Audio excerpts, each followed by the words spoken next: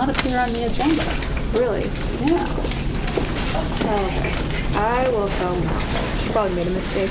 Forgot. Cindy, Jamie, hello. Oh, hi, how are you? Wonderful. Good. Love that top. Thank you so much. Comes pre-wrinkled, so you don't even have to worry about any de-wrinkling. It's a statement, and I love it. Statement. Oh, you're one to talk about statements, sir. I do make a lot. Yes. And you do it well.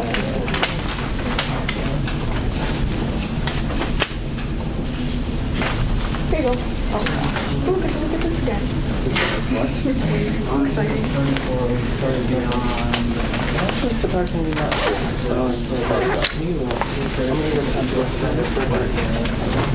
How the heck is it going? Absolutely wonderful.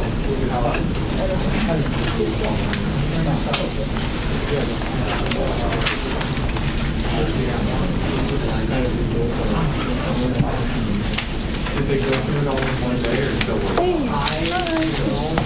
Dude, look, it's something about this. Yeah. Sorry? I know. You go to the pizza. I was really confused when I was have your meeting? You guys have your meeting? So the reason is, I think, Okay, yeah, sorry. Monopoly. Yeah, okay. Hey, I'm sitting here with you. So that's what happened. Thank you. Yeah, I already put it back there. Sorry. No?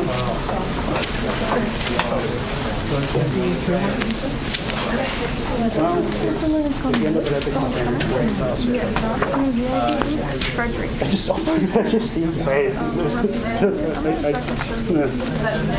Yeah, it's just a little uncomfortable. I open it just your face. Thank you. I tried. Like reality original my friend is like that. Yeah. But I love her. Yeah. Oh no. Carly is trending. I know.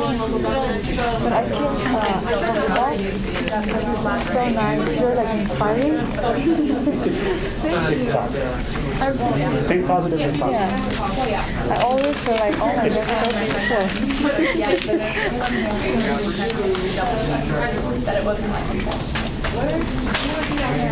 Today I want It's better to assume a false positive quotes, you know? Yeah. But I didn't mention speakers. I think I could not be able to do that. Yeah, I will do another time. Thank you very much. So, Yeah. freaking animal. Every one of us now. Side is not. Yes. How do you think so? Oh, you even got a printed one. Is it interesting? Hello. Oh, thank you very much. Yeah, so It's not someone is here? Use whatever you want. Yeah. Go for it. Here. Thank you very much. I think she just went. Oh, it looks like it because I was there. Yeah. I don't know. Yeah. Yes, indeed. Except this time it's folded. Because if someone is here, then I don't want to just sit here.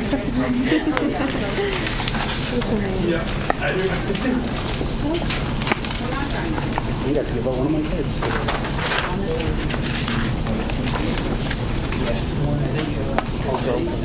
One of 250. Yeah, I think it's just Better than the Snapchat.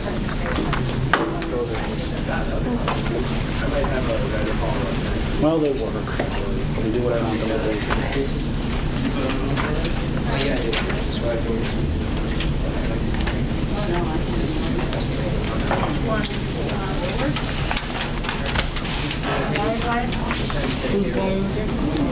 I think today we were going to finish our meeting soon. We were going to finish our meeting soon, I guess.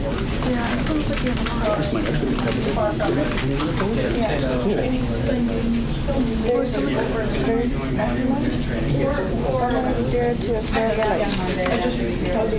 Were you appointed yet? yeah. I don't think you were appointed yet. Someone, right? I don't think you're Senator Bennett.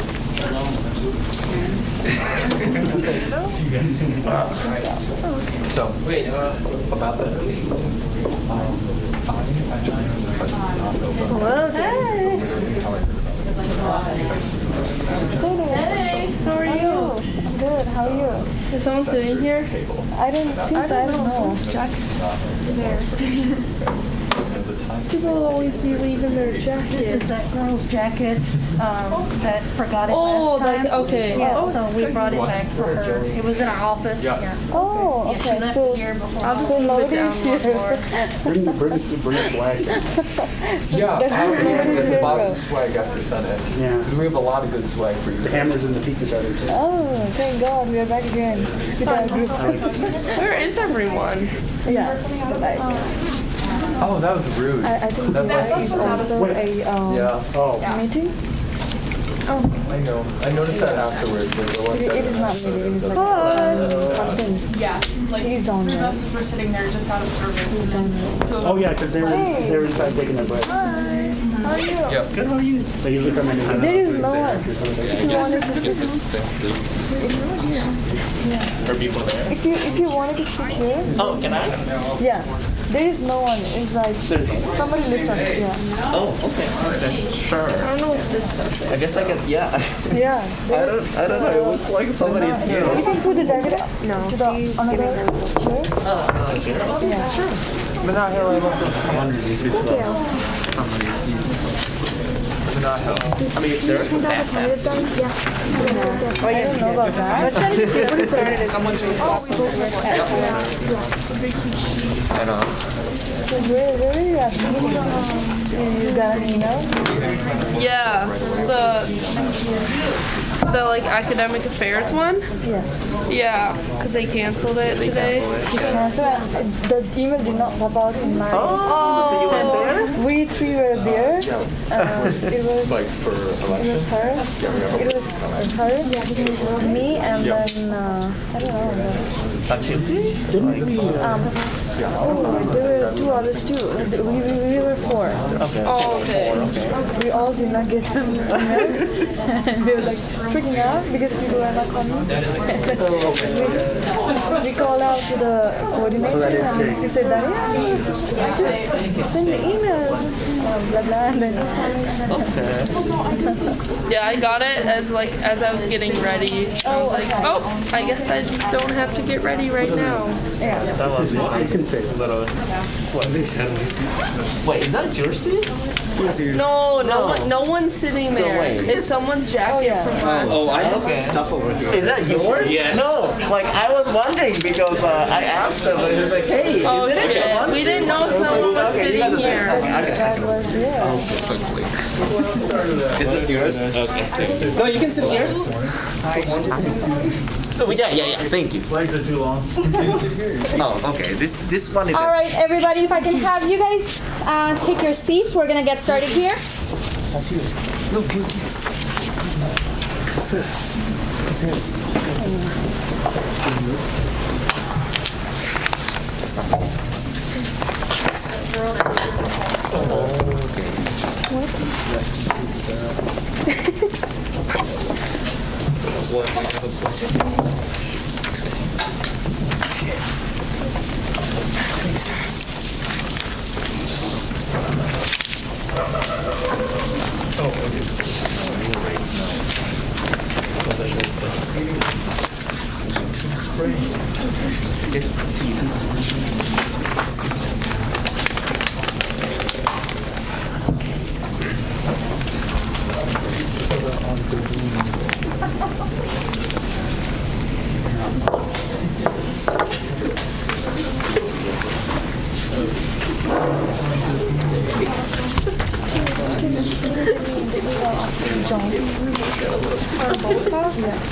Okay, we're done. Amazing.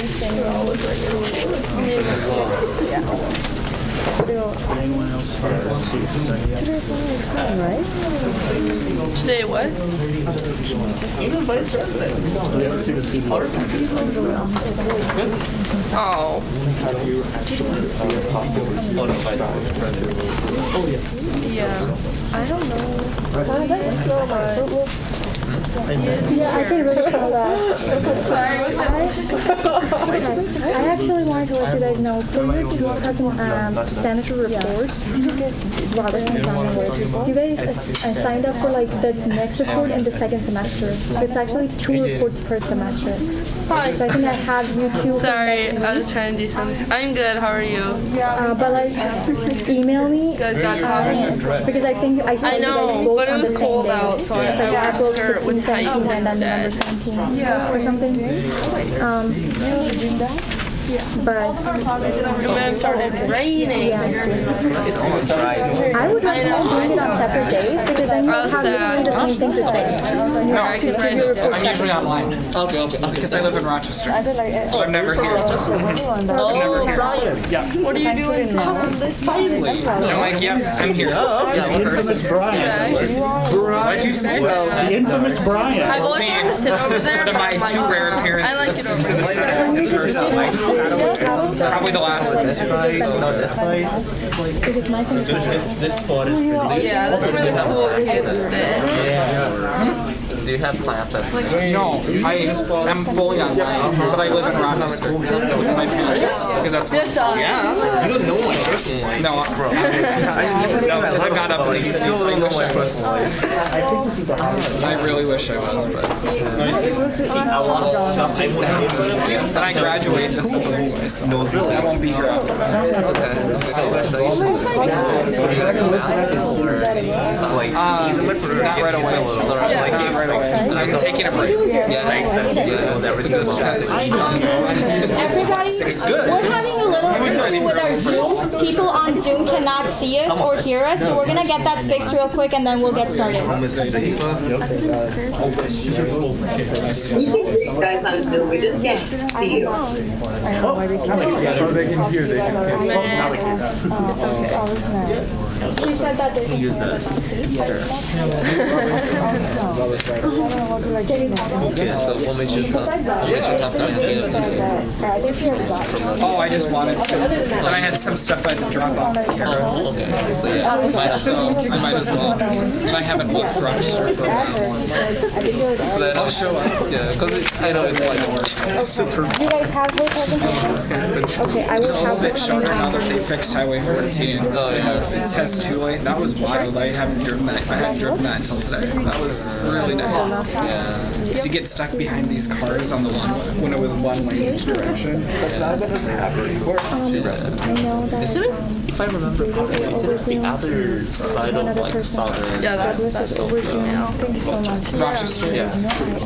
Did not tell me it's off the south. Yes, southeast. Yeah. Yeah. It is. Well, Mankato is southwest. So, Not kind of southwest. Mankato is pretty central. I'm like, it's. Not next week, this week, right? I think I think it's like 2.5 hours, 2 hours to the South Dakota border. Okay, I think people over Zoom can see us now. Far from that. Are we good to go? It's only 45 minutes to Wisconsin from where I am. All right. Okay, everybody. I call this meeting into order at 4:07 p.m. First order of business is roll call. Senator Swankett. Here. Senator Bassnett. Here. Senator Hashimoto. here. Senator Chimizi. Here. Senator Carlson. Here. Senator Roberts. Here. Senator Engi Demby. Senator. Here. Senator D. Schaefer. here. Senator Hawk. Senator Hawk. Here, sorry, I was on mute. Senator Basha. Senator Basha. Senator Hansen. Here. Senator Osman. Here. Senator Saha. Here. Senator Rajagopal. Senator Koku. Senator Koku. Here. Senator Nguyen. Yeah. Senator Uzefa. Here. Senator Wing, Here. Senator Pina. Am I saying it right? Senator Alfredo Pina. Senator Nowak. Howdy. Senator Flynn. Here.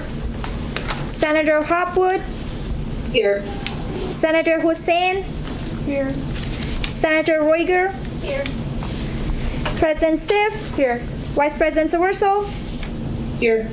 Speaker Khan here. All right, moving on to our next order of business, which is presentations. I have Representative Luke Frederick joining us today. You have the floor.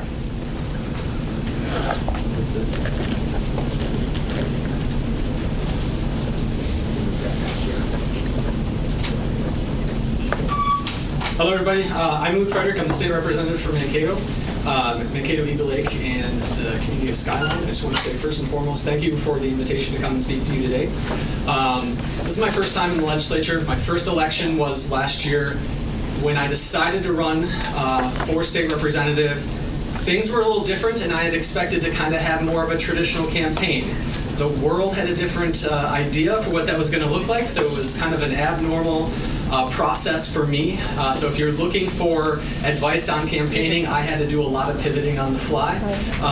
But it's been an amazing experience. It's been one that I can't begin to necessarily put into words how much I've been, it's been so rewarding to be able to work on things. My committee assignments has really kind of focused on mental health and human services. I've worked over in the city of St. Peter for DHS at the security hospital there for about 16 years, and so that experience has translated into the legislature for having committee assignments to be of human services and behavioral health, along with transportation and labor and veterans affairs. I'm here today to talk about that experience and how that relates to what you all went through. You all campaigned, you all had to fight for this office in different ways, and I'm sure that looked different for each and every one of you.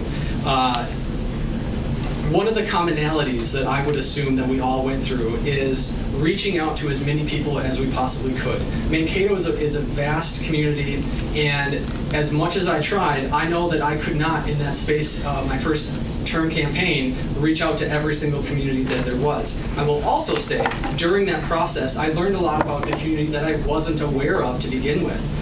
So I've been taking a lot of effort to go out and meet with as many different communities within Mankato as possible.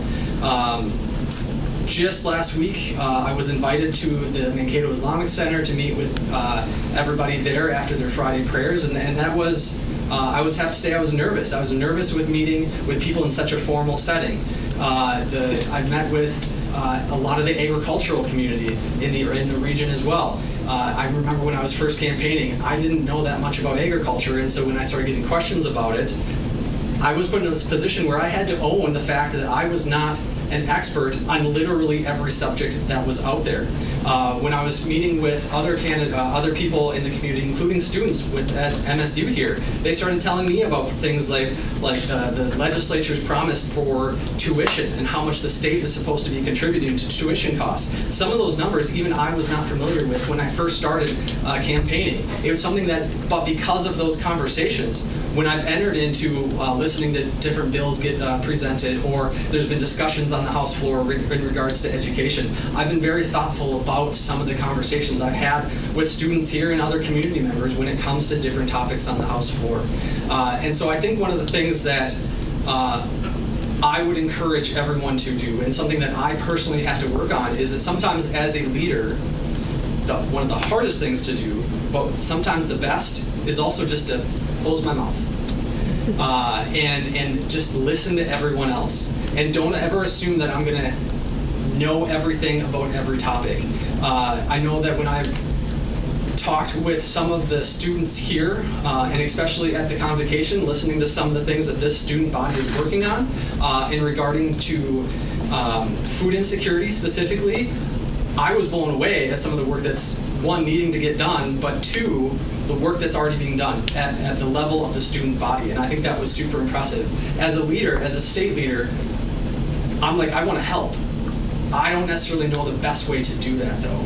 And what I have told people over and over and over again, one of the worst mistakes anyone, and I look at all of you here and I tell this in every setting I possibly can, one of the worst mistakes somebody can make is assuming I know something. And so the best thing anybody can do when it comes to any level of advocacy is be vocal. Let people know, hey, this matters to me. One of the things that I was been caught off guard a little bit of how much people have been vocal lately was just how much they don't like daylight savings time. And I was not expecting that to be such a prominent piece to bring up, but again, I simply let people share their stories, share what's important to them, and that's been something that's come up a lot lately for obvious reasons because of what's just happened. But when I would go into settings like an agricultural setting and somebody all of a sudden out of the blue brings up daylight savings time, I'm like, okay, all right, I'll pay attention to that some more. But there's been a lot more than that. And again, it just goes back to listening and not making assumptions that I know about everything.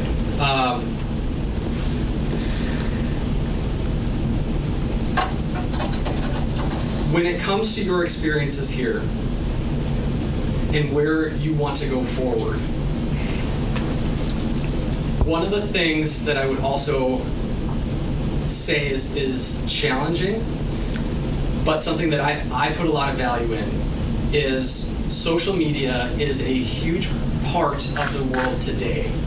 But I will say it's also one of the most harmful things in the world today. I see people all the time that post things on social media that they will never say to somebody's face. They would never say in a public setting. And I don't care where you fall on the political spectrum, left, right, center, nowhere in there at all. Posting things on social media that you would never say, I think that's so harmful. And so I have colleagues that have told me that they just enjoy being inflammatory on social media. I immediately ask them, what good does that do?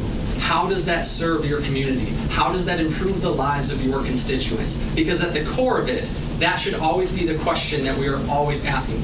Every single action I take, whether it's going to talk to a group of people or it's a piece of legislation that I'm working on, how is that improving the lives of the community that I'm working for, and not even just my district, but as a state as a whole. And so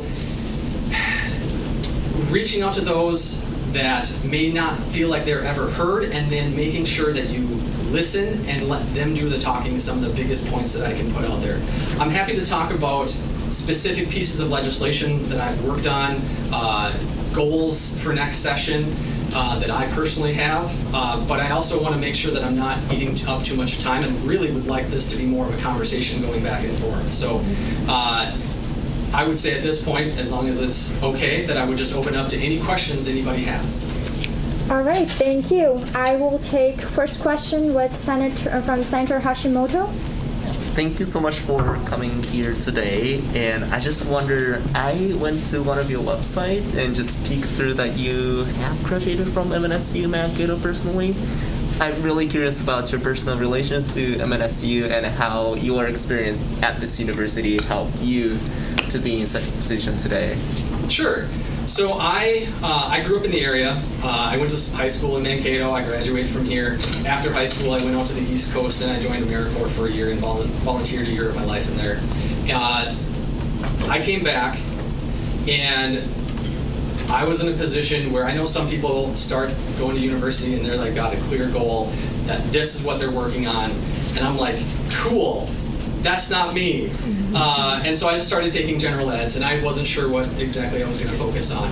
At the same time, I started working over at the state hospital in St. Peter, and I started asking questions of how does the legal system work that gets people civilly committed and land there? Like, how does it work?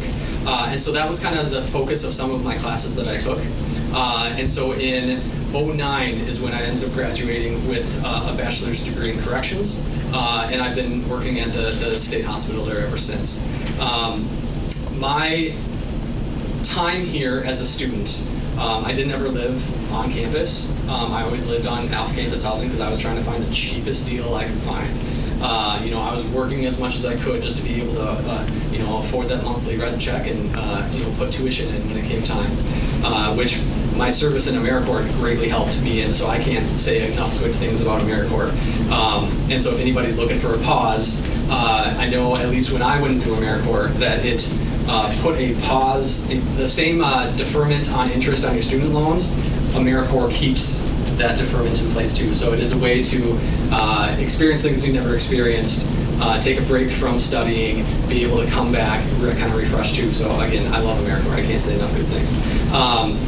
And so it was going to school here, and I would say I spent the majority of my time in Armstrong. And so one of the things that I'm working now is actually I'm the House author for the bill to allocate funding for the renovation of demolition, essentially, of Armstrong Hall, and getting something that doesn't look almost like a prison.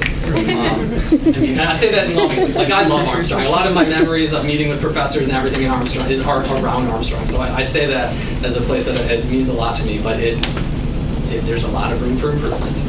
So it's been a pleasure to be able to come back and then work with the university as best as I can to be able to find ways to help. Thank you so much. Thank you. Senator Saho? Thank you, Representative Luke Frederick, for coming in today. I had a quick question for you. On your platform, I did read you wanted to work in jobs, wages, education, civil rights, and environment. Would you want to expand that a little bit, or what specifics on it? There's a lot there. So if you have a specific target that you're interested in, I'm more than happy to dive into it. Sure, definitely education and civil rights and environment would be my main focus. Sure. I'll start, I'm going to go backwards on that, then I'm going to start on the environmental side. So on the transportation committee specifically, one of the things that I focused on was electric vehicles. And I went to the chair of the committee early on. I'm like, hey, Chair Hornstein, I love electric vehicles. They are the future. I know some people say they don't like them, that do like them, whatever. That's just the way the world is going. How can I help? How can I make Minnesota more prepared for that future? And he's like, charging infrastructure. I'm like, all right, I'm just gonna take that and run. So I held a couple different meetings with different groups about what does Minnesota need the most and what could be the most impactful way to help Minnesota prepare for that clean energy transportation future. And I ended up carrying a bill that focused on, it was a grant program administered by the state for investments in charging stations throughout the state. I can say that bill did not cross the finish line because it made it all the way up to the conference committee process, and that was where the Senate didn't want to have anything to do with it, and it got set aside. So one of my priorities this next year is going to be continuing to push for charging infrastructure and getting something in place. It's a bonding year, and so I'm going to see if I can't navigate somewhere in that, but otherwise it's more traditional policy year. But that is something I'm going to continue working on from an environmental perspective. When it comes to social justice issues, police reform was a huge topic of conversation this last year. One of my favorite examples, and one of the things that was easiest for me to get behind, was when you look at social work. If you are a social worker for the state of Minnesota, you are licensed. And if you do something that is egregious, that social work body, that licensing body, can come in and say, we're taking your license away. You are not qualified to be a social worker anymore. In law enforcement in the state of Minnesota, every law enforcement officer has to be licensed. But here's the catch. That same board that grants that licensure has zero authority to come in after the fact and say, we're going to pull that license. There is no reporting process saying, hey, this officer has a laundry list of heinous things that they did. There's nothing requiring that to be sent to any sort of licensing board. And so if a law enforcement officer bumps around and they just are terrible in every community that they serve, there's nothing that forces that reporting to go with them anywhere. There's no centralized tracking of that information.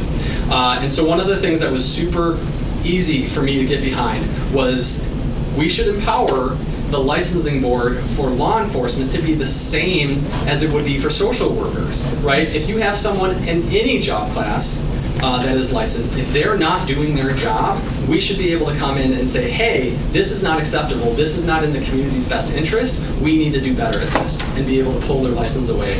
And so that was just one piece, but there's many other, happy to continue those conversations. Third piece was education. And so when it comes to education, I'm going to skew it slightly and talk about mental health care within the educational setting. And last year, and the pandemic in general, has put a huge spotlight on mental health care. And one of the things that I was incredibly impressed by was there was a group of high school students from the Metro that came to our committee and testified. And I can tell you there are grown adults that come to the committee and testify, and you can tell they are scared. And because it's kind of an intimidating thing. I get it. But these high schoolers came in and they started talking about access to mental health care in high school and how they couldn't get it. Not because the services weren't there, but because some of their parents would say, oh yeah, mental health care, that's not real. Or we don't talk about that here. Or if you talk about it, it's going to bring shame to us. And so because of their parents, they could not get the access to the mental health services that were available. And so one of the things that we did is we lowered the bar of consent. So from 18, their request was down to 16. And so we passed that in every single committee stop. There was one pushback from some of my colleagues in the committee, and that was, well, if their parents are going to be forced to pay the bill, then they should be involved with the consent process. And this is where I was so impressed by these students.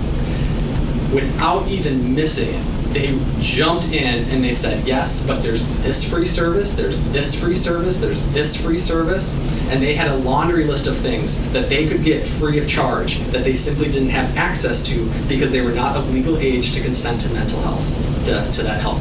And so that bill went flying through every committee stop that I was part of, and it was amazing to see these kids testify.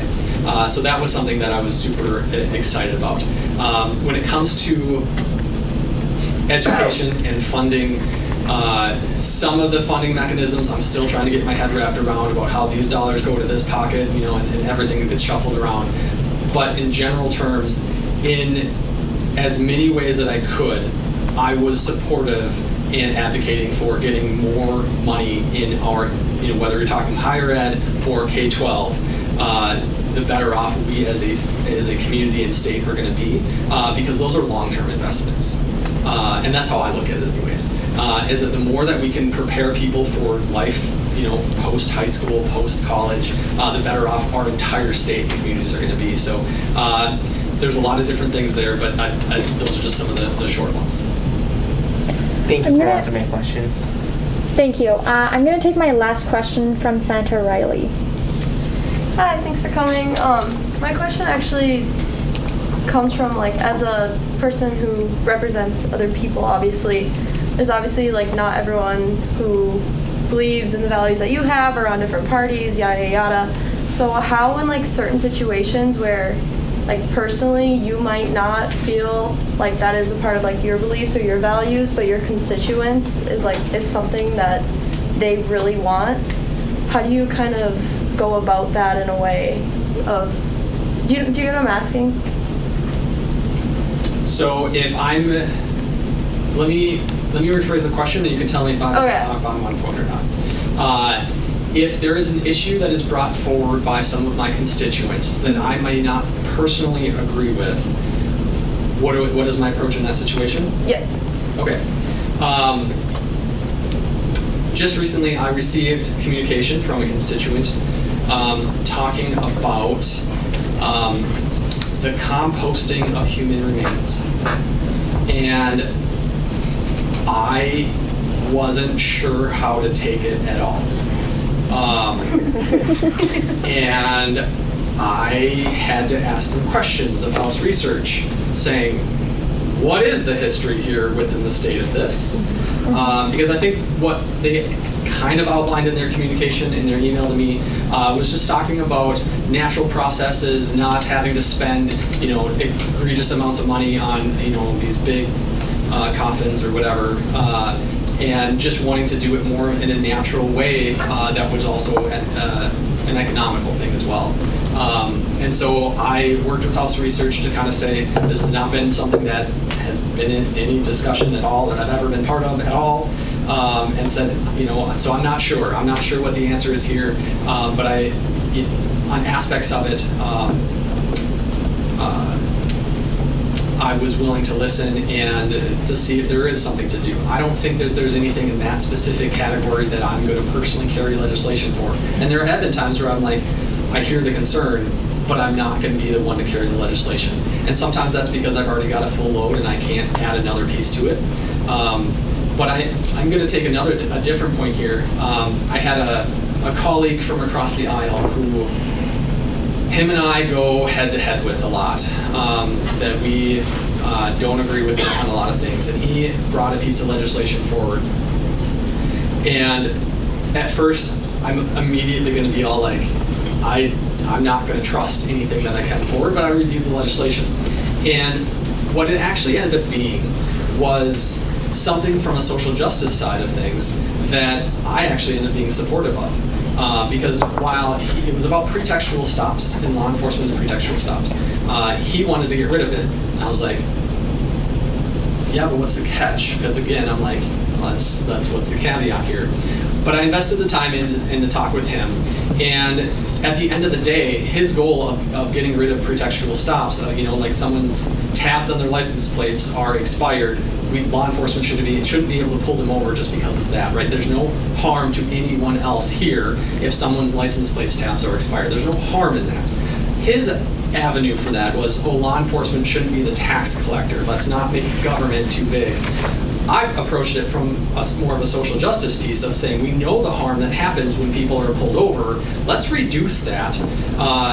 And so his reasoning behind the bill wasn't something that I agreed with, but I also saw at the end of the day the outcome of the bill could have really positive things I can get behind. And so in those situations, and there's a few other issues too that I was able to partner up with people on the other side of the political spectrum and work with them on. And I can say some of the bills that I personally carried, the first people that I did reach out to were on the other side of the aisle because I did want to try to build those relationships and learn why they were advocating for things the way that they did. And it goes back to some of my original comments about having those conversations and just listening. And it was hard, and I still don't always agree with everybody on everything, but I do the best I can to listen and try to understand the why it is that something's getting brought forward, and I hope that I do the best I can with letting that determine the outcome. Thank you. Thank you for answering all our questions. I'm sure it was a lot of good information for all the senators, and it was a great exposure. I have one last request from you. We're all going to take a picture, if you don't mind. So I'm going to request all the senators to come again on this corner. We're going to take a picture for our social media. David, sure. Thank you so much.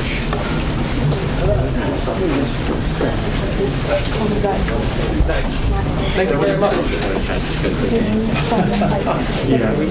Spears. If we can move all the chairs on a side. We just we'll just All right. I have stolen kites. Where's, Frederick, you gotta go up front. My friends have to do the same thing. He was so bad. I don't want to block people. Yes, mask on, please. No. There we go. Ready? Here we go. 1, 3. 1, 2.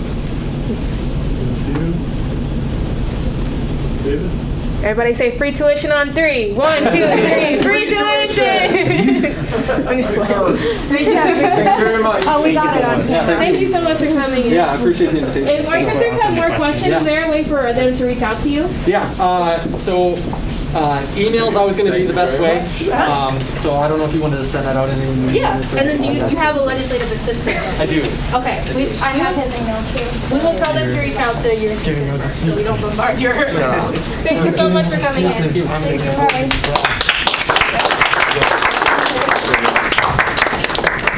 Bye. Thank you. Thank you. You're welcome. All right. All right. So next on my agenda, I have a presentation from Cindy. And can we have IT Solutions pull up her presentation on Zoom? Thank you. Thanks. Good afternoon. I'm Cindy Janney. I'm Dean of Students and Director of Residential Life. I'm here on my second visit with you about Residence Hall and the board rates. Next slide. So we'll talk about these four things. The budget assumptions that we're using for the 22-23 academic year for room and meal plans, the improvement options that have been under discussion, and I'm just going to focus on the ones that the Residence Hall Association has asked to move forward on, but I'll provide you in your minutes with information about all of the ones we've discussed. And then the next steps. Next slide. Okay, this is showing a pie chart of a big budget. So we're looking at our 22-23 revenue in residential life. The biggest chunk is what students pay for their rooms. That's almost 3/4, well, 70% of that pie. That's the purple. The meal plans is that darker yellow, so that's 6.7 million. Rent, we have a few tenants. The largest is Student Health Services in the lower level of Karkowski. So our rent is $286,000. Other revenue includes summer conferences, so it would be wonderful if we have some this coming summer.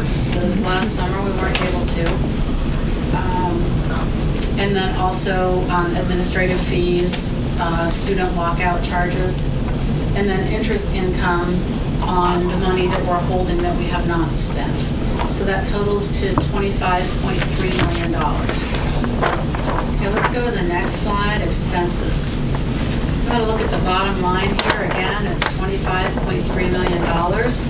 So what I'm planning is to kind of skate in even, which is a tough thing to do at this level of a budget. So if I fall short, that money will come from residential life reserves, in other words, a savings account. And if we bring in more revenue than we spend,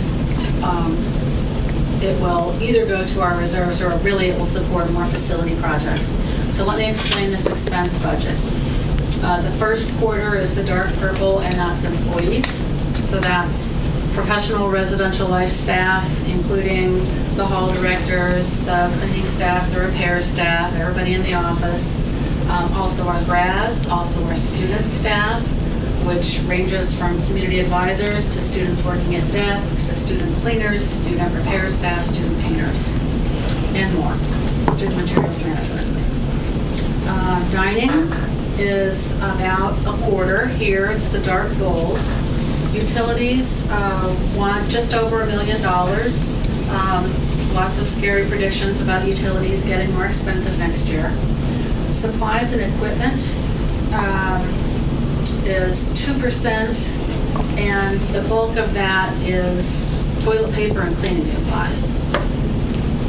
Next up, other operating expenses, $3.5 million. The big number there is our master lease payments for Stadium Heights.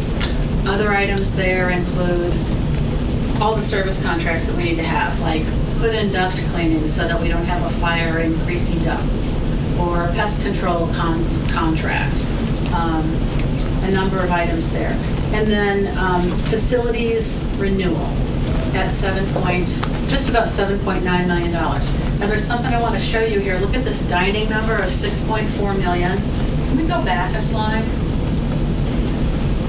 So you're going to see revenue at 6.7 on the meal plans, and you might wonder, Why would we take in more money in revenue than we spend out to our dining contractor? And the reason we do that is because we have expenses that don't go to that contractor. For example, the repair staff who fix things, there's a lot of equipment in the dining center, and something in there is broken every day, and so we have repair staff busy taking care of that. Also, we do some of the cleaning functions in there. Okay, please move forward. Okay, so we're going to look at the facility renewal. That was a big number, about $7.9 million. The bulk of that is in debt service, about $6.5 million. So the original residence halls, Crawford, McElroy, and Prescott I, were paid off in the late 90s. The renovations that we've done there, we have paid for from our reserves. Julius Sears opened in 2008. Prescott Residence Community, not I Hall, but the rest of it, opened in 2012. And then the Dining Center opened in January of 2017. So we're still paying, when I say debt service, that would be equivalent to paying a mortgage on a house. So we're still paying for those 3 buildings. The top number, repair and replacement, frankly, we've kind of squished that down to a pretty small number for next year. And if we get lucky, and if we have a higher occupancy than we've planned, then that number will be ours. We can spend more in that category. So that concludes the facility renewal component of our budget. Okay, so what assumptions did we make to get to this budget? Okay, these expense assumptions, assumption is a big word, and it doesn't mean that we just make stuff up. Actually, we contact the university's finance and administration unit and say, we're making our plans, please give us some guidance on what numbers to use. So for salaries, that number is 3.5%. That's an estimate because not all the contracts are settled. Health insurance, that number is 5.5% increase. Student wages, we were advised to use 30%. I don't know what the student wage increases will be, but there will be something. And so this was the advice we were given. Workers' comp is the money that we plan for if one of our staff members is injured on the job. It's the money that would go to support their recovery. And so that's an increase of 3 to 5%. Okay, next slide. Dining comes in with a bigger increase this year. If you follow big news sources, you've heard about food inflation, and that's showing up there.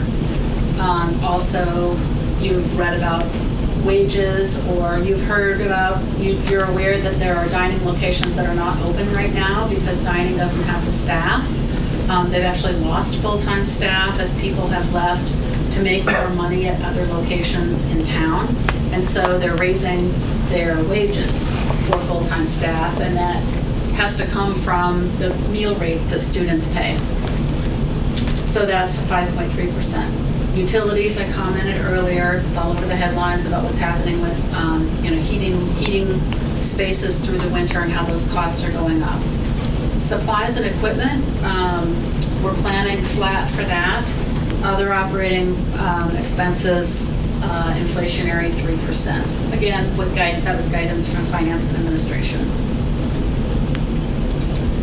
Okay, I've given you a handout of proposed base rate for room and meals, and I've also emailed this so that it can be included in your minutes so that people on Zoom will be able to see it. Let me give you some guidance on how to look at it. The top third of the page shows you basic rooms and their associated and all the meal plan combinations that could happen. The middle of the page shows you renovated rooms with all of the meal plan options that could happen. In the bottom third of the page, you'll see semi-suites, so that's Julius, Sears, and Prescott, and right below that you'll see apartments. Your page is folded, and that is to help you focus on the information that's useful right now. So I would encourage you to keep the fold in the page. And so the things that I have highlighted, I've highlighted 2 double rates, a renovated double and a double semi-suite. Between those 2, that makes up about 80% of our beds. So what you'll see here is for a renovated double room, an increase of 4.29% or $422. For a double semi-suite, an increase of 4.19% or $458. It's a lot. It's less than it would have been because I normally don't plan a budget where I'm trying to just not land, it's like a space landing, trying to, without NASA's technology. We're trying to hit a very specific spot. Usually I plan for more cushion, but I understand the financial challenges that students and their families are facing, and so that's why I planned it this way. Overall, we are targeting, somewhere around that 4%. You can find your own, if you lived on campus or live on campus now, you can find your own room and meal combination to find what is that base rate proposal for next year. Okay? Now, on top of that base rate proposal come any improvement options that students would like to see. And we have discussed a lot of those this semester. So what I'm going to present to you here are the ones that RHA has said, yes, let's please go forward with these. We'd like to vote on these items. I will also provide you with information on all of the items that have been discussed. We won't discuss them here because that's really, I'm just sharing with you the process. But there's been a lot of work. The RHA representatives are an impressive group this year and have asked for a lot of things, which is good. So the RHA promotional item would be $5 per student if reps vote on that. Next item. Desk checkout supplies, $1 per student. That's just to have games and keep updating those things. Next item. This was a new one, a request for hand soap at all student room sinks. This would be $13 per student. There would be, a bottle. People would use it till it's out, and then they could exchange it and get a new bottle. TVs and floor lounges. This one's more complicated. There was some discussion of TVs versus projectors. And the university has found that monitors or TVs perform better than projectors do over time in our institutional setting. We have a request into our internet service provider, Apogee, to help us understand what services could be provided in a multiple viewer setting like a lounge and what it would cost. They'll probably get a big headache because this is a complicated question. The way that we provide services right now is to rooms, and so it's generally up to 2 viewers in a room, and so the licensing is structured that way. It's a whole different question to think about a lounge. So also what additional equipment is needed to support that. So we'll see what answer we have available for the timeline that we're on, and it may be sometimes these items are more complex to figure out in a few weeks in the fall. And frankly, we're working year-round to try to figure out how do we offer the best services that we can offer for an affordable price. So that's one that's likely to have some complicated follow-up. I had some old information, and the first part of it, the hardware for the TVs, is still accurate. That we would, purchase some TVs, we'd have to do some wiring, jacks, labor, and then there would have to be a provision of service. And so I've got the hardware pricing and the installation, but the service is what I don't have. And then in future years, we would have already made the investment in 60 lounges. We would just have to do replacement devices and then annual service. So we'll see what I'm able to learn in the next week to share with RHA. If it's not complete the next week, we'll just continue the conversation. All right, at this point we have reached the time limit. I would like to open the floor for questions. Do we have any questions? I have a lot. I will start with Senator Chimisi, and then if you have a question and you're over Zoom, just send me a text. The last statement you RHA. Oh, what is that? RHA is the Residence Hall Association. It's the governance group for the residence halls. Students are represented in that body at about a rate of 1 representative to 40 students. So it's actually a body that is larger than this one, and would have, if in full attendance, we would have almost 70 representatives there, and then an executive board. The current president of the Residence Hall Association is Senator Flynn. Only we don't call him Senator Flynn, we call him President Flynn. Thank you. Yes. Senator Carlson? I was just wondering, like, how our rates and percentages of increase are comparing to other schools like us within Minnesota right now. Sure. I don't know if my tech support person can pull this off. He's got a page that's in your email. It's the second one. Okay. How about this? Just take a look at this chart from where you're seated or on Zoom. Got it? Okay. This will be in the email the minutes that I've sent to you.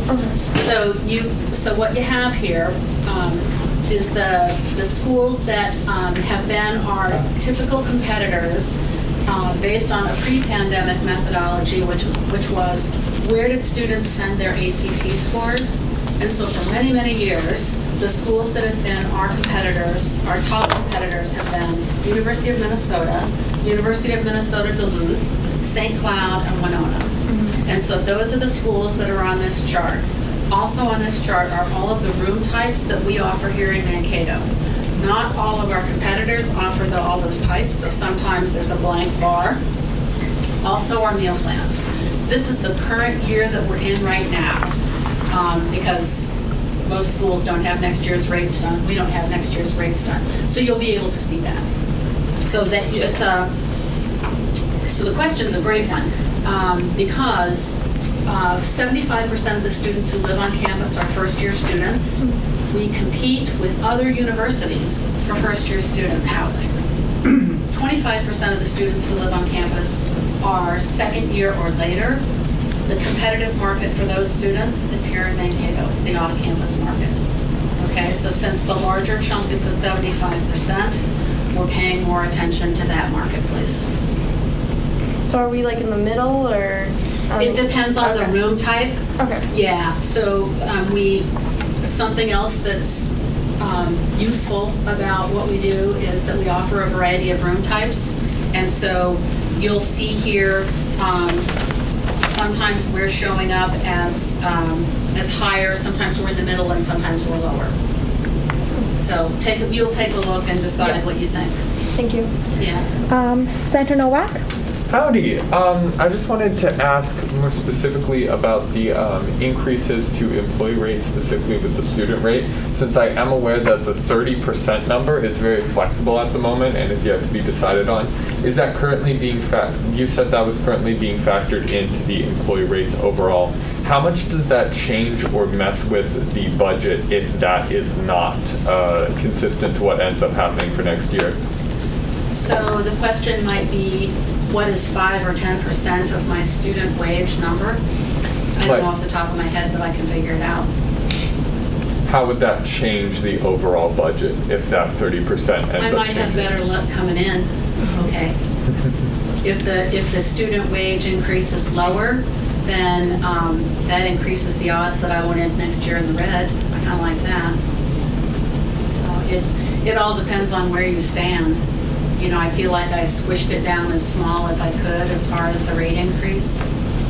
So, but I can look up the number. Thank you. Senator Flynn? Could you quickly go over the remaining options that were? We'll just scroll through them and go kind of fast. So let's see if we can get to where we were. Hand soap at each sink, $13 a head. TVs and floor lounges, unknown, but we're working on it. Back up. Up one more slide.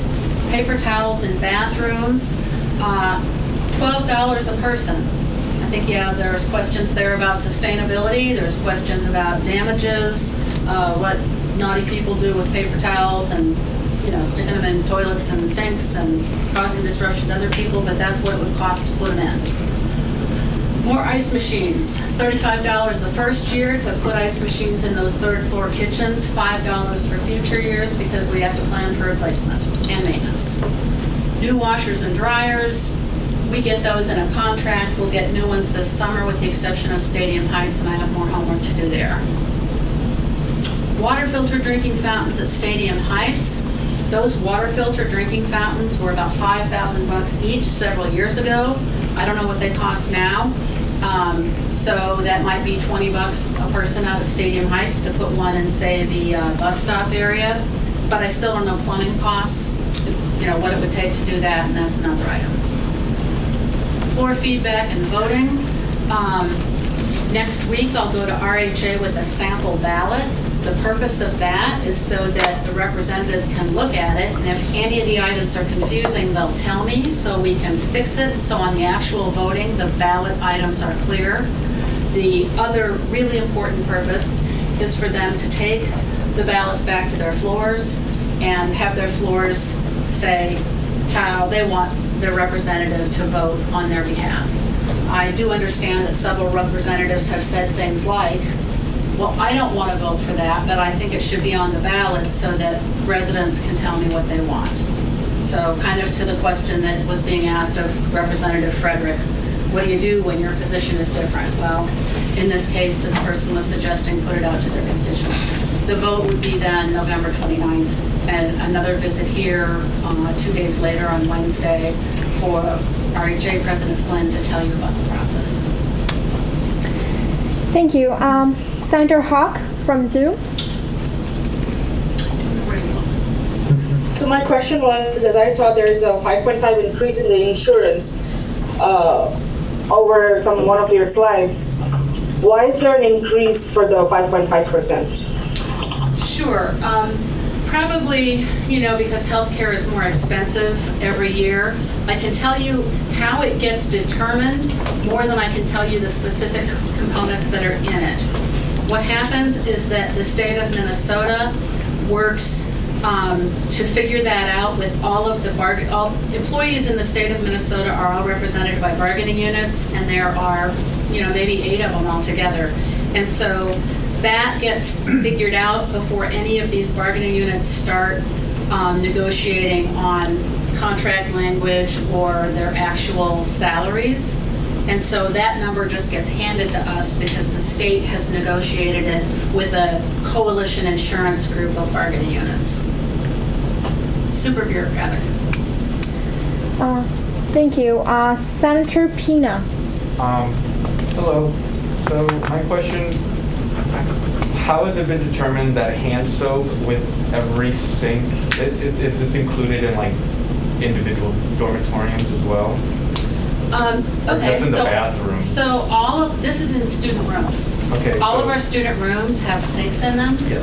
And so this, the calculation was my facilities person got a price for cases of foaming hand soap and then figured out how many ounces per squirt, and we made an assumption about how often people wash their hands per day. That's how we ended up getting it. So who determined that was a necessity, I guess is what I'm saying? Oh, we don't know if it's a necessity. What happens is that in the group of representatives, I asked them to propose ideas for improvements for the next year. And as they propose ideas, I go back and try to price those, because a big part of do I want it is what's it going to cost me. And so I go back, I price these things, and then there will be a vote in the Monday after Thanksgiving where the reps will say yes, yes, no, no to the things that they think have a value proposition that really makes residence hall living improved. Does that help? Yes. So what benefit do TVs and lounges have to students? Well, you'd have to ask the reps. I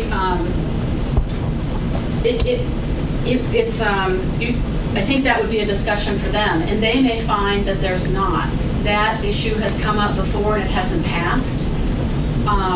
So that happens sometimes.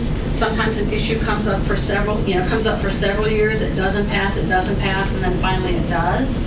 So I don't know what of these items will ultimately get advanced by RHA. I just know that they have said, yeah, we're interested enough in that we would like to see you price it, and we'd like to take the information back to our floors so they can advise us how to vote. Does that help? Yeah, I just don't want to speak on behalf of people who are really talking to residents. I'm not out there talking to students on a floor about what do you really want. Yeah. All right, thank you. That was the last question we had. Thank you for coming in today. And I think that's about it. Thank you. So again, you'll be able to look at all of this, this bar handout and then the PowerPoint slide in the minutes. Thanks so much for your service to students. Thank you. At this point, I will move on to our next business item, which is open forum. Do I have anyone for open forum today? Anyone for open forum? Anyone for open forum? Seeing as we do not have anyone for open forum, we're going to move on to the approval of consent agenda. Do I have any dissent on the approval of consent agenda? Any dissent? Any dissent? Seen as no dissent, the approval of consent agenda is approved. All right, moving on to officer reports. I'm going to start with President Stiff. Hello everyone, welcome back to Senate.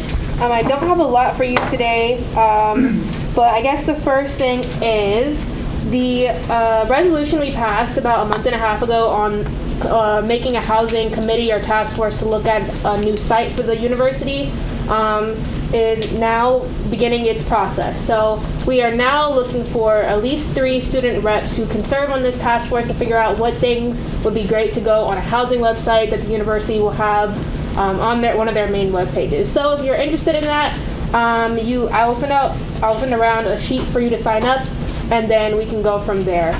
We'll be convening a few students and then a few other stakeholders at the university to sit on this task force. And so again, if you're interested, just let me know. The next thing is I'll be sending around another sign-up sheet for the hockey games. I don't know what happened to the one last week, but it got lost. So we will be sending that around again for the ones this Friday and Saturday. So again, if you weren't able to hear it last week, there are 2 hockey games we've been invited to. One in the President's Suite and one just in a regular section sitting with Student Athletic Advisory Committee. And so if you're interested in one of those 2 games, again, I'll send around another sign-up sheet. Sorry about that, y'all. I don't know what happened to the last one. Besides that, I know right now everyone is preparing for finals and everything like that, so I just want to offer you all some encouragement. Stay strong, finish out strong. We have Thanksgiving break coming up, and then again, we won't be having a meeting that week or the week of finals. So I hope everyone's doing okay with that. If you need some help or if you need anything really, just contact me, Manahil, or Kara. That's all I had. All right. Do I have any questions for President Stiff? Any questions for President Stiff? Any questions? Seeing as no further questions, I'm going to move on to Vice President Sorso.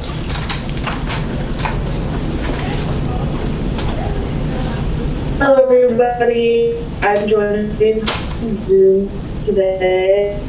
I just want to make sure that as I wait for COVID results that everything's good, so that's why I'm here today. Can you guys see me? It looks frozen. We can, but it freezes on us, and you're gone. Yeah, so you're freezing up a little bit, and if you want to send your comments over Zoom, we can just read them, or you can continue to try, but you are freezing a little bit. I'm going to see is it better now that my video's off? Yeah. Yeah, it seems better now. Okay. Cool. But now you're... so yeah, I don't... Okay, go on. Okay. I don't have a lot. I just wanted to quickly talk about one of the things we have really been focusing a lot on this past week. There's 2 of them. One has been moving forward with our wellness center, which is kind of sort of what we used to be previously known as the Student-Facing Needs Hub. So we have completed our proposal, and we went to the social work department today and presented our proposal and asked for their support and their involvement. And so that went well. We're waiting for the official vote from them, but we're optimistic. And so next step is taking it to the Student Basic Needs Committee, our committee here, kind of getting their sign off, and then we will be coming to you shortly with a resolution to continue it on up to the cabinet level. So that's pretty exciting that things are moving there. And then the other thing I wanted to talk about is we have really kind of taken the issue of student compensation, so student worker compensation, and this idea of student leader compensation on head on. And so last week at Meet and Confer, we kind of expressed to cabinet all the concerns we have about the lack of compensation and the amount of labor that students are doing that the university depends on for free or almost free, and how that's kind of relating to limiting opportunities for leadership for students who can't afford that, and for students who are doing that work being under a lot of financial stress and burnout. And so I would encourage you guys, I also wrote an article in the Reporter about it that came out yesterday, so there still should be copies out. I'd encourage you guys to take a look at that. We're going to be reaching out to other student groups around campus to kind of get their perspective and see if we can kind of work together to find some sort of solutions there. So that's kind of a brief overview, but that's what we've been really focusing on this last week and a half. Thank you. Do I have any questions for Vice President Silverso? Any questions? Any questions? Seeing as no questions, we're going to move on to my report. So I do have like a few things. First of all, for the hockey game for Friday and Saturday, these will count as your office hours, and it's a very fun way, especially because you guys, a lot of you have been asking how to get your office hours now that we're close to finals week. This is a fun way. You can get to have like a break, fun time, go hang out at the hockey stadium, and you get your office hours. And this provides us an opportunity to collaborate with other organizations like STAC and have more student government recognition on campus. So I encourage all of you, or most of you, to sign up, and this will definitely count as your office hours.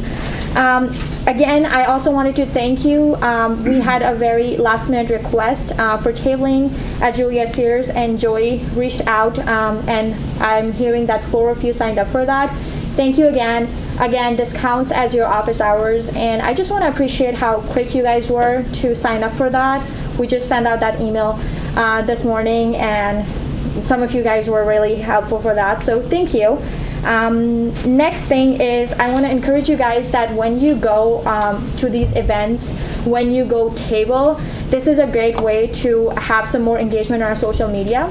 One way you can do it is if Joey or we are there, if me, Kara, or Rihanna were there, we'll definitely take pictures and upload that on our social media. But one way that you can do more engagement is we encourage all of you to take pictures, take some snaps. You can post it on your own stories, tag student government, and we'll reshare those stories.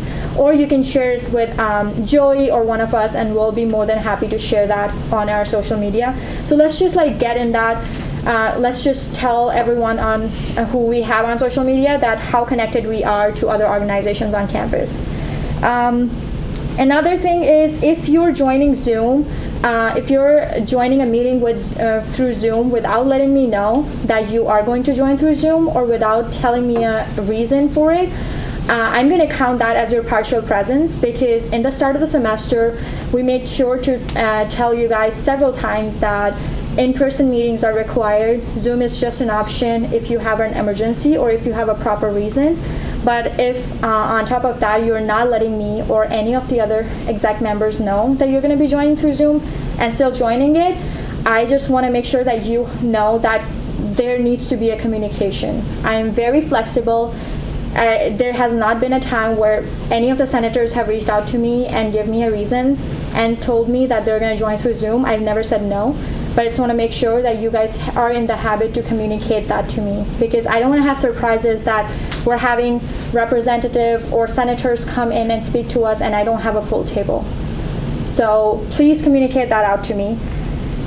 Next thing is, hold on. For the Thanksgiving break, there will be no office hours for the Thanksgiving break, so you guys don't have to worry about that. And that's pretty much it. I just want to say best of luck because we're so close to finals. We're so close to the end of the semester. Please let me know if you're having any troubles with your senator project, with your officer reports, or anything. Because we're all students and we all understand, but just like we want to encourage over communication than under communication. And that's pretty much it. Do I have any questions for me? Any questions? Any questions? All right, moving on to our next business item of the day. I have Senator Swankut for a senator report.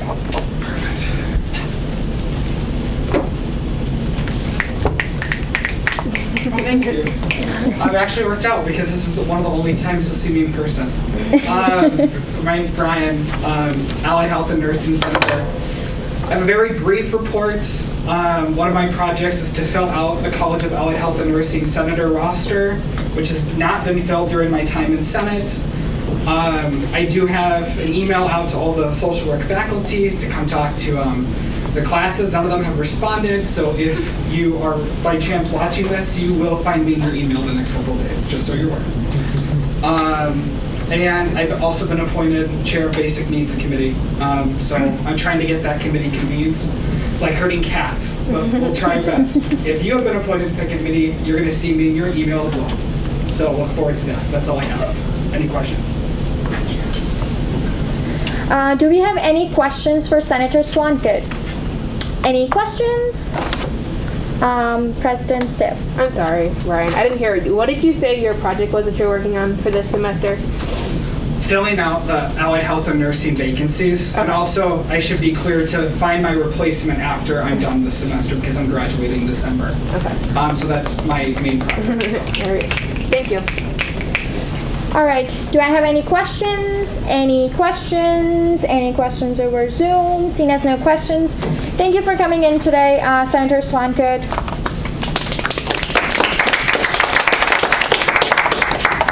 It looks like that was the only senator report I had today. Moving on to vacancies. I'm just going to quickly go over the vacancies we have, and we also have a candidate today, which you guys all received a candidate guide for. So first of all, I'm going to quickly go over the vacancies we have. So we have an off-campus senator, we have an allied health and nursing senator, we have a College of Education senator, arts and humanities senator, and social and behavioral sciences senator. The candidate we have today is for social and behavioral sciences. So if you want to come on to the podium, and I can explain how this will work.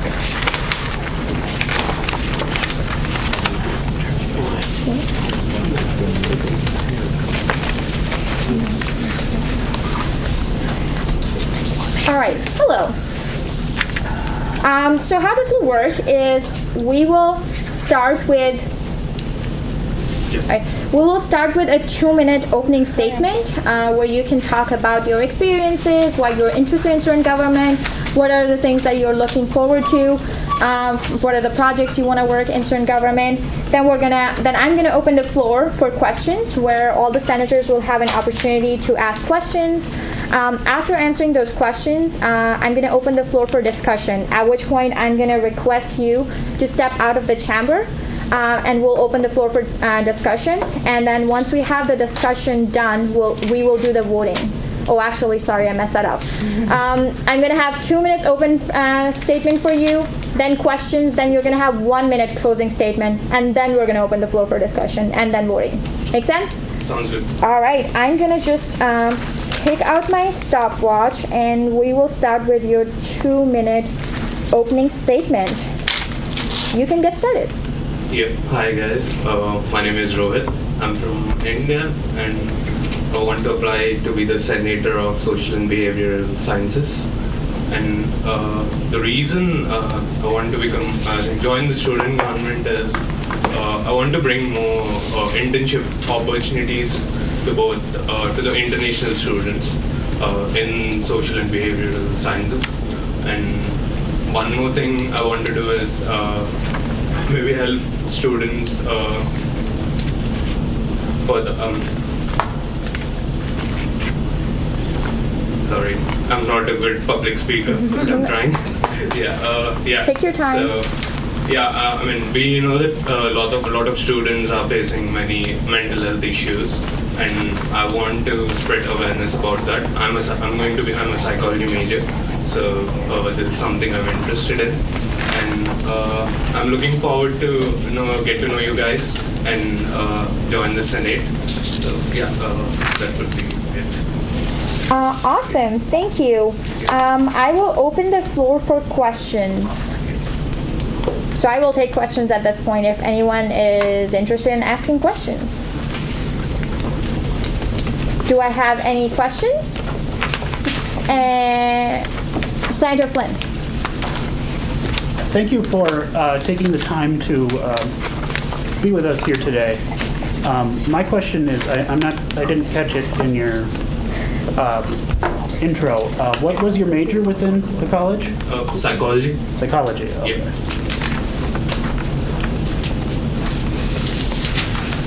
Do I have any other questions? President Stiff. All right.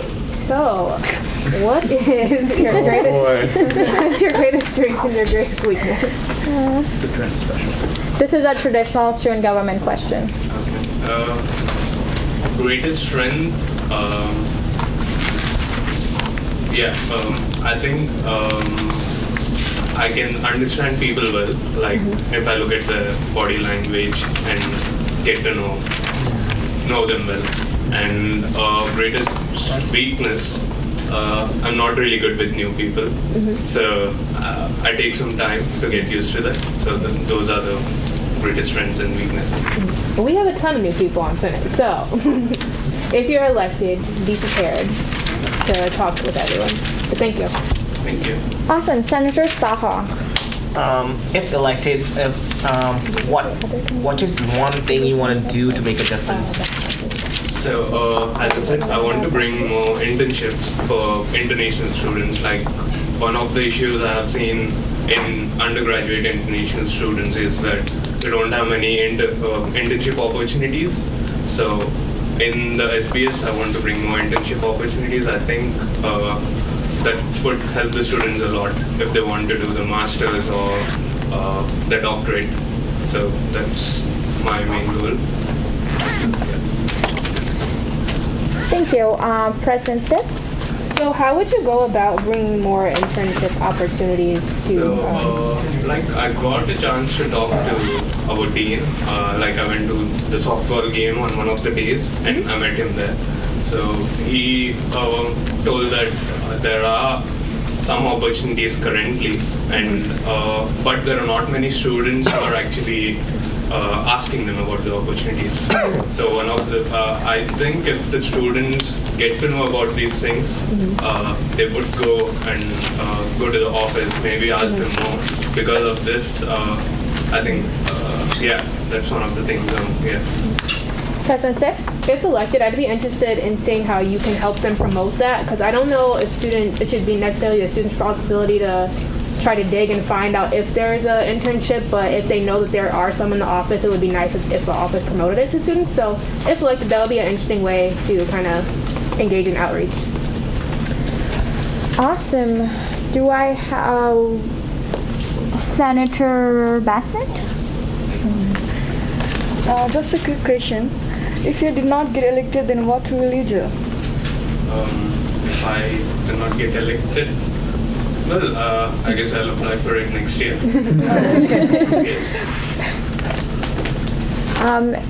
Senator Saha. I got a follow-up on that question. So, do you intend to do anything else within that time until election season, or not? That's a good question.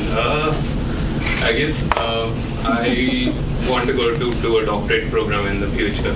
So I'm going to join few, I have applied for a few research opportunities on the university. So I think I'd use this time to meet more professors and get to know about my faculty a bit better. So, yeah. Awesome. Do I have any further questions? Any questions? Any questions? Seeing as no further questions, we're gonna open the floor for your 1-minute closing statement. So you can take this time to tell Senate why they should vote for you. Yeah, so I think, the SPS position currently, like it's no one's there in the position. I think I would be a good fit for it because I can help the international students a lot, and also the native students from US. And like one of the things she said was how I'm going to create awareness about the internship opportunities. I think the social media of any of these places could be done much more better. And me as a senator, I could go talk to people and tell them about the opportunities they have. Biggest issue I think is people don't know about it, and if I'm able to go and tell them about the opportunities, like they will come join. It would be a good thing for them, for the students, and would help in their future. So that's what we need from the university, and I think I can do that. So I hope you guys vote for me. Thank you. All right. So at this point, I'm going to request you to step out of the chamber, but don't leave. You can hang around. There's some sitting outside. We're going to open the floor for discussion, and once we're done, I will come get you. Thank you. All right. And then I would like to request ID Solutions to stop the recording.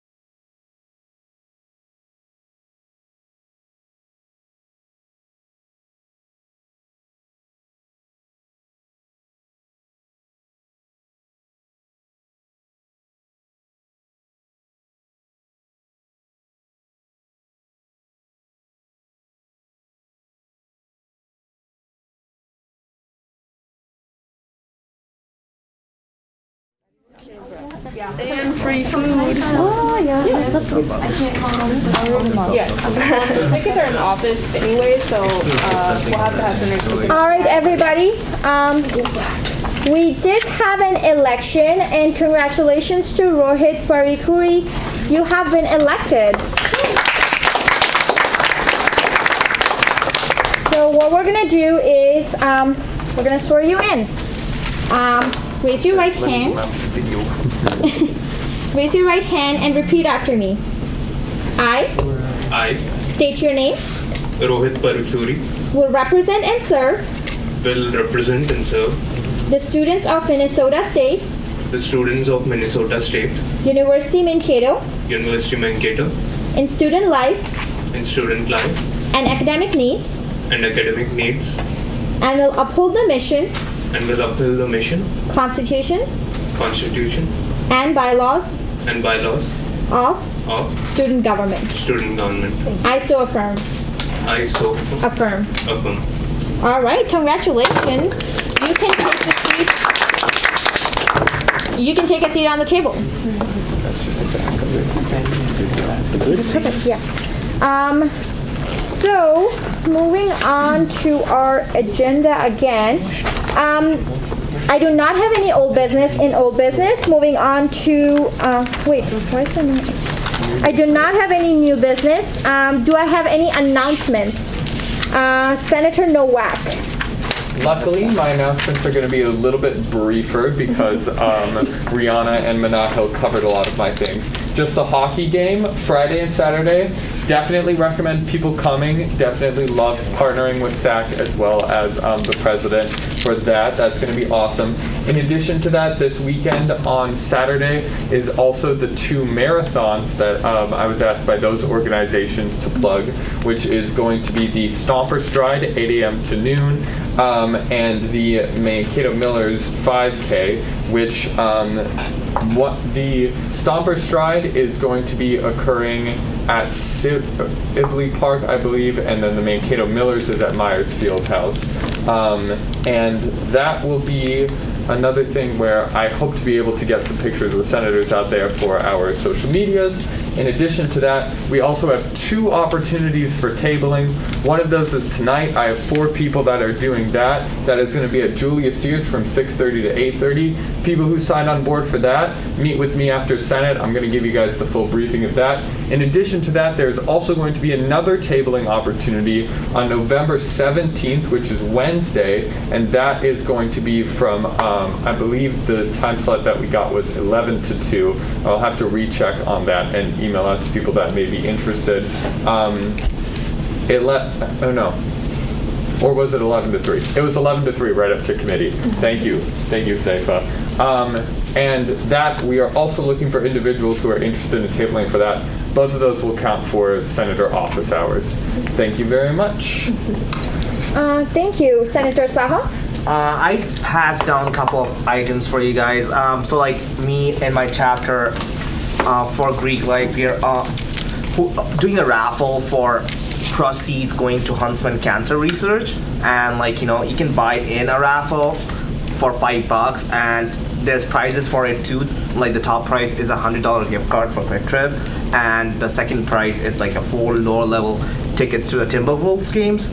So like you can win either of those prizes, and it's $5 to buy in for a raffle. So like if you want to, go ahead and do that. Or if you just want to donate money for Huntsman, you have the other one as well. And if you need to refer anyone, you can refer me. Thank you.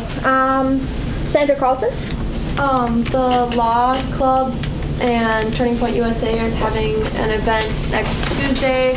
It's with Alliance Defending Freedom, which is a law firm based out of DC that specializes in helping people with the First Amendment rights, so it would be religion, freedom of speech, yada, yada, yada. So he's going to come and talk to us about the legal precautions I guess you can take if you ever do feel like your freedom of speech or freedom of religion is being infringed upon. So it's a really cool opportunity if you're into law and that kind of stuff. And then afterwards, we're going to have like a networking hour with drinks, little hors d'oeuvres that we are catering in. So, thank you. Do I have any Senator Ozefa? So there's an international festival this Sunday, and I'm going to perform there. If anybody wants to come and see, you're more than welcome. Woo. Solid Senator Nowak. Time and place. I'm pretty sure it's 11 to 4. And location. It's Sunday, 11 a.m. to 4 p.m. Yeah. This Sunday, November 15th. Place. CSU Ballroom. Throughout the building. Do I have any further announcements? John. Thank you, Madam Speaker. Thank you, Senators, for, again, another good meeting. Just as a reminder, I sent out a message to the Election Commission, those who've been appointed as of now, about who's going to stick on it for this year, because we need to get the group together that's going to be determining the rules and setting the timeline for the next election, and so that's a big priority. So please respond to that and let me know so that we can move forward on that with planning for next year. We're getting close and we need to have stuff done before the end of the semester. So please keep that in mind. In our world, in the student activities world, I'm the off-campus housing guy, so there is a MAV hunt going on right now, a scavenger hunt, so visit mav-hunt.com for opportunity to sign up for the scavenger hunt and to win great prizes. Also, in the other world that I advise with fraternity and sorority life, we're in the middle of election season. Unlike student government or most RSOs on campus, fraternity and sorority life officers run on the calendar year, meaning their term is January through December, not during the academic year. So you will see some new leaders coming on to those governing councils. The Interfraternity Council has elected most of its officers. Senator Saha is one of those officers for next year. And then we also have our Panhellenic Council, the governing body for the sororities, electing their officers tomorrow evening. So a lot of busy stuff going on right now. I mentioned the Election Commission. Also going to give a plug for the Student Allocations Committee. As Mark has mentioned before, there continue to be 4 openings for the Student Allocation Committee. If you know any non-senators who are interested in that, the senator spots have been filled, but there are 4 openings for non-senators. And at this point, since they've set a meeting time, if they are going to go for that group, they need to be available for meetings Thursdays at 2 o'clock. That's when that group is meeting. So if they're not available that time, it would not necessarily be a good fit at this point, since that committee's already started its important work. So again, keep up the good work if there are things that you need. Also, I don't know if it's been mentioned or not, but we've seen some senator reports coming in. Try to get those done as you can, because what happens sometimes is people go, oh crud, it's the end of the semester, I need to give a report, and then we end up in a 3-hour-long meeting because there are 18 of you needing to give reports. So please try to spread those out as best you can, so that we can avoid those really long meetings when everybody's trying to get those last-minute reports in. So be sure and speak with the speaker about getting on the agenda for your reports. If there's anything else, I'm happy to help. Thank you. Do I have any questions for John? No questions. I have Mark for another announcement. Yeah, just a couple of reminders too. Student events team is doing the WOW Zone, which is a traditional event we do every year. It's this Saturday at 9 o'clock. I think it's free for the first 250 students and then $5 after that. So one thing to partake in. I mentioned this, I think, last week or maybe 2 weeks ago. We have an annual chili cook-off on this coming Tuesday, the 16th, starting at 11 o'clock down on the Mav Ave. There'll be 4 competitors, President Inch, Student Office of Student Activities, Diversity and Inclusion, as well as our campus dietitian. She'll be having a vegetarian thing. It's $2 or bring some goods to be able to partake in, and it's you'll get enough for lunch there. It's a nice thing to partake in and enjoy that as well. And the last one for me, we have our monthly dog therapy next Wednesday at 7 o'clock down in our Hearth Lounge. And we always get a good turnout for that, but for those that want to talk about mental health and wellness, that's a good thing to come and spend an hour with some dogs if you like. Okay? Thank you. Thank you. I'm going to take a comment from Joey.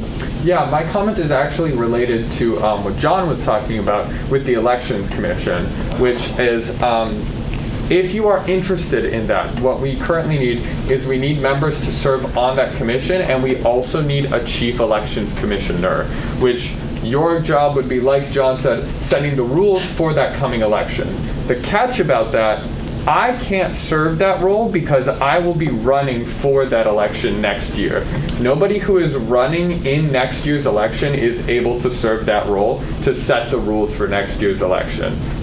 So if you are not planning on running next year, then you would be able to serve on that committee. If you do happen to be planning to run as a senator next year, you can. Yeah, you're right. Undertaking. Yeah, then you cannot. So just wanted to clarify that. Also, people who are currently serving on Special Elections Commission with me, you are still eligible to run next year. Thank you. Then moving on to our roll call. Sorry. I will take an announcement from President Stipp. Okay, so for the hockey game Saturday, if any of you need, well, those of you who signed up, you can pick up your tickets from the student government office tomorrow and tomorrow only, of course from 8 a.m. to 4 p.m. from our office manager, Amber N. So again, tomorrow and tomorrow only, they'll be in the office. For the Friday game, I'll get back to you all on that, but I think she also has the tickets for that. And then again, now is the time to start thinking about what your leadership might look like for next year. So I'm graduating. I will not be president after this year, y'all. So we're going to need some more senators. We're going to need a president, vice president, and speaker for next year. So think about that. And if you need guidance or you want to talk about that, you can come to any of us about that. Thank you. Awesome. I think that was the last announcement for today. I'm going to go move on to roll call. Senator Swankett. Here. Senator Bassnett. Here. Senator Hashimoto. Here. Senator Chimzie. I'm so sorry. Chimezie. Senator Carlson. Here. Senator Roberts. Here. Senator Angie Denby. Here. Senator D. Schaefer. Here. Senator Hoff. Senator Hawk. Senator Basha. Senator Hanson. Here. Senator Osman. Senator Osman. Here. Senator Saha. Here. Senator Roger Gopal. Here. Senator Koku. Senator Koku. Senator Wynn. Senator Uzefa. Here. Senator Wing. Senator Wing. Do I have him on Zoom still?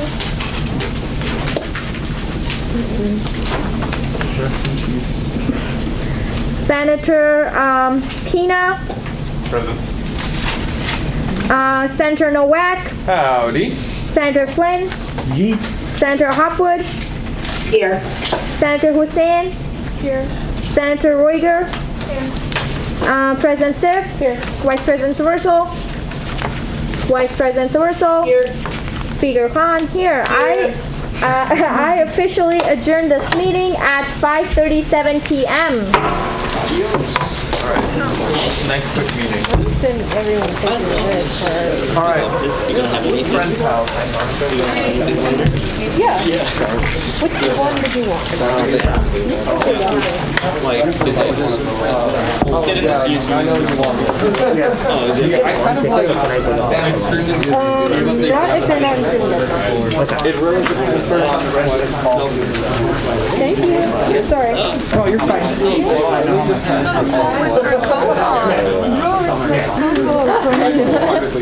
What's up? It's maybe not for you. Now you're all the way